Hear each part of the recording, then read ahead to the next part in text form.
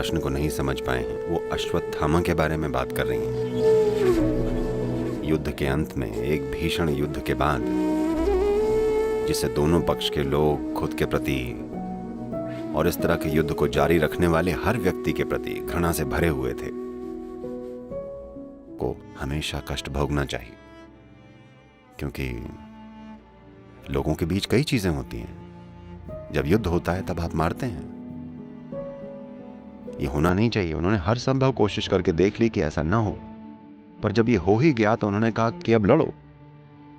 ऐसा नहीं कि आप युद्ध के मैदान में जाएं और कहें मैं नहीं लड़ूंगा। या तो आप युद्ध के मैदान में जाएं ही ना, और अगर आप वहां चले गए तो आपको लड़ना ही होगा। इसलिए उन्होंने कहा लड़ो। They fought, everybody killed each other, so many people died. और उन्होंने एक दूसरे को मारा। कितने लोग मारे गए, महान नायक मार गिराए गए, अच्छे लोग मरे, बुरे लोग मरे, हर तरह के लोगों की मौत हुई। पर जब ये खत्म हो गया तब आप जाकर बच्चों को मार देते हैं। ऐसे आदमी को हमेशा कष्ट भोगते रहना चाहिए। यही श्राप है। क्योंकि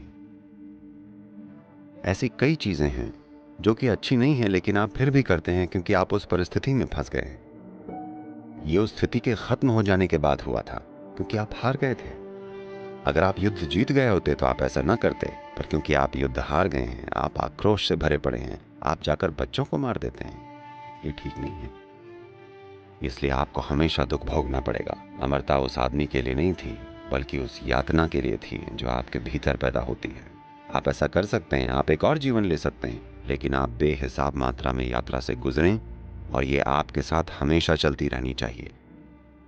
वो बस यही कह रहे हैं, क्योंकि जीवन की प्रकृति ही ऐसी है। यहाँ कई चीजें हैं जो हम कर सकते हैं, लेकिन अगर आप कुछ पेंचों को खोल दें तो जरूरी चीजें ढह जाएंगी।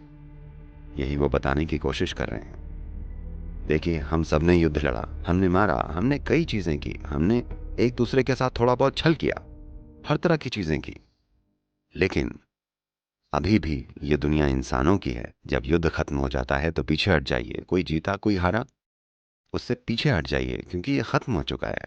नहीं, अब मैं रात में जाऊंगा और बच्चों को मारूंगा। आपके बच्चे जो सो रहे हैं, उन्हें सुरक्षा भी नहीं दी गई थी, क्योंकि किसी ने ऐसी कल्पना भी नहीं की थी कि कोई आएगा और बच्चों को सोते में मार देगा। नहीं तो उन्होंने सैनिकों का पहरा लगा दिया होता। उन्होंने नहीं लगाया, क्योंकि उन्हें लगा कि बच्चों को कौन मारेगा, युद्ध तो खत्म हो चुका है। तो अगर आप बहुत ज़्यादा क्रोधित और बहुत ज़्यादा शक्की हो जाते हैं तो आप ऐसी चीज़ें करके ही मानेंगे। ऐसा हुआ।